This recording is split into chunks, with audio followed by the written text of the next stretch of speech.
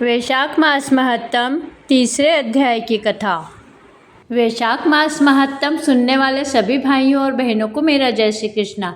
वैशाख मास में विविध वस्तुओं के दान का महत्व तथा वैशाख स्नान के नियम, इस बारे में हम आज इस वीडियो में सुनेंगे।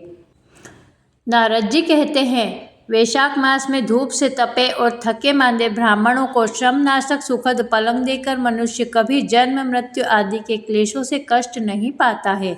जो वैशाख मास में पहनने के लिए कपड़े और बिछावने देता है, वह उसी जन्म में सब भोगों से संपन्न हो जाता है और समस्त पापों से रहित होकर ब्रह्म निर्वाण को प्राप्त करता है। जो तिनके की बनी या अन्य खजूर आदि के पत्तों की बनी हुई चटाई का दान करता है, उसकी उस चटाई पर साक्षात भगवान विष्णु शयन करते हैं। चटाई देने वाला बैठने और बिछाने आदि में सब ओर से सुखी रहता है। जो सोने के लिए चटाई और कंबल देते हैं, वह उतने ही मात्र से मुक्त हो जाता है। निद्रा से दुख का नाश होता है, निद्रा से थकावट दूर होती है और वह निद्रा चटाई पर सोने वाले ब्राह्मण को सुखपूर्वक आती है। धूप से कष्ट पाए श्रेष्ठ ब्राह्मण को जो सूक्ष्मतर वस्त्र दान करता है, वह पूर्ण आयु और परलोक में उत्तम गति को पाता है। जो पुरुष ब्राह्मण को फूल और रोली देता है, वह लौकिक भोगों का भोग करके मोक्ष को प्राप्त होता है। जो खस कुश और जल से वासित चंदन देता है, वह सब भोगों में देवताओं की सहायता पाता है तथा उसके पाप और दुख की हानि होकर परमानंद की प्राप्ति होती है। वैशाख के धर्म को जानने वाला जो पुरुष गोरोचन और कस्तूरी का दान करता है, वह तीनों तापों से मुक्त होकर परम शांति को प्राप्त होता है। जो विश्रामशाला बनवाकर प्याऊ सहित ब्राह्मण को दान करता है, वह लोकों का अधिपति होता है। जो सड़क के किनारे बगीचे, पोखर, कुएं और मंडप बनवाते हैं, वह धर्मात्मा है। जो व्यक्ति भागवत गीता, उत्तम शास्त्रों का श्रवण करते हैं, तीर्थ यात्रा, सत्संग, जलदान, अन्नदान, पीपल का वृक्ष लगाते हैं तथा पुत्र, इन 7 को विज्ञ पुरुष संतान मानते हैं।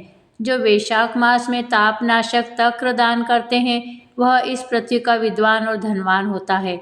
धूप के समय मट्ठे के समान कोई दान नहीं है, इसलिए रास्ते के थके मांदे ब्राह्मणों को और राहगीरों को मट्ठे का दान जरूर करना चाहिए। जो वैशाख मास में धूप की शांति के लिए दही और शक्कर का दान करते हैं तथा विष्णु प्रिय वैशाख मास में जो स्वच्छ चावल देते हैं, वह पूर्ण आयु और संपन्न यज्ञों का फल पाते हैं। जो पुरुष ब्राह्मण के लिए गोघृत अर्पण करते हैं, वह अश्वमेघ यज्ञ का फल पाकर विष्णु लोक में आनंद का अनुभव करते हैं। जो दिन के ताप की शांति के लिए सायंकाल में ब्राह्मण को ऊख का दान करते हैं, यानी कि गन्ने के रस का दान करते हैं, उसको अक्षय पुण्य की प्राप्ति होती है। जो वैशाख मास में शाम को ब्राह्मणों के लिए फल और शरबत देते हैं, उसके पितरों को निश्चय ही अमृतपान का अवसर मिलता है। जो वैशाख के महीने में पके हुए आम के फल और आम का रस देते हैं, उसके सारे पाप निश्चय ही नष्ट हो जाते हैं। जो वैशाख की अमावस्या को पितरों के उद्देश्य से कस्तूरी, कपूर, बेला और खस की सुगंध से वासित शरबत से भरा हुआ घड़ा दान करता है, वह 96 घड़ा दान करने का पुण्य फल प्राप्त करता है। वैशाख में तेल लगाना, दिन में सोना, कांस्य के पात्र में भोजन करना, खाट पर सोना, घर में नहाना, निषिद्ध पदार्थ खाना, दोबारा भोजन करना तथा रात में खाना, इन 8 बातों का त्याग कर देना चाहिए। जो व्यक्ति वैशाख में व्रत का पालन करते हैं, वे पुरुष पद्म पत्ते में भोजन करते हैं, वह सब पापों से मुक्त होकर विष्णु लोक में जाते हैं। जो विष्णु भक्त पुरुष वैशाख मास में नदी स्नान करते हैं, वह 3 जन्मों के पाप से निश्चय ही मुक्त हो जाते हैं। जो प्रातःकाल सूर्योदय के समय किसी समुद्रगामिनी नदी में स्नान करते हैं, वह 7 जन्मों के पाप से तत्काल छूट जाते हैं। जो मनुष्य 7 गंगाओं में से किसी में उषा काल में स्नान करते हैं, वह करोड़ों जन्मों में उपार्जित किए हुए पाप से निसंदेह मुक्त हो जाते हैं। जाह्नवी गंगा, वृद्ध गंगा, गोदावरी, कालिंदी, यमुना, सरस्वती, कावेरी, नर्मदा और वेणी, ये 7 गंगाएं कही गई है। वैशाख मास आने पर जो प्रातःकाल बावलियों में स्नान करते हैं, उसके महापातकों का नाश हो जाता है। कंद, मूल, फल, शाक, नमक, गुड़, वेर, पत्र, जल और तक्र, जो भी वैशाख में दिया जाए वह सब अक्षय पुण्य प्राप्त करवाता है। ब्रह्मा आदि देवता भी बिना दिए हुए कोई वस्तु नहीं पाते हैं। जो दान से हीन है वह निर्धन होता है।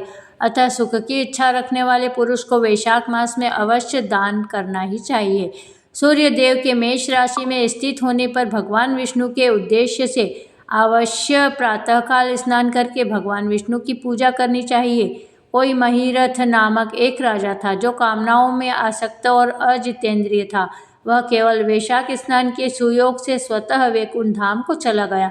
वैशाख मास के देवता भगवान मधुसूदन हैं, अतः वह सफल मास है।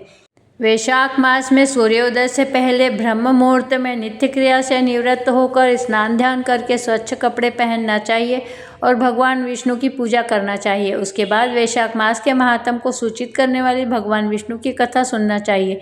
ऐसा करने से कोटि जन्मों के पापों से मुक्त होकर मनुष्य मोक्ष को प्राप्त होता है। इस प्रकार वैशाख मास महात्म के दूसरे अध्याय की कथा यहीं समाप्त होती है। अगर आपने इसे ध्यान से सुना हो तो इसमें बताए गए दानों में से जो आप सामर्थ्य के अनुसार दान कर सकते हैं उसे अवश्य कीजिए और उसका पुण्य प्राप्त कीजिए। सुनते रहिए हमारे चैनल पर वैशाख मास महात्म की कथाएं प्रतिदिन।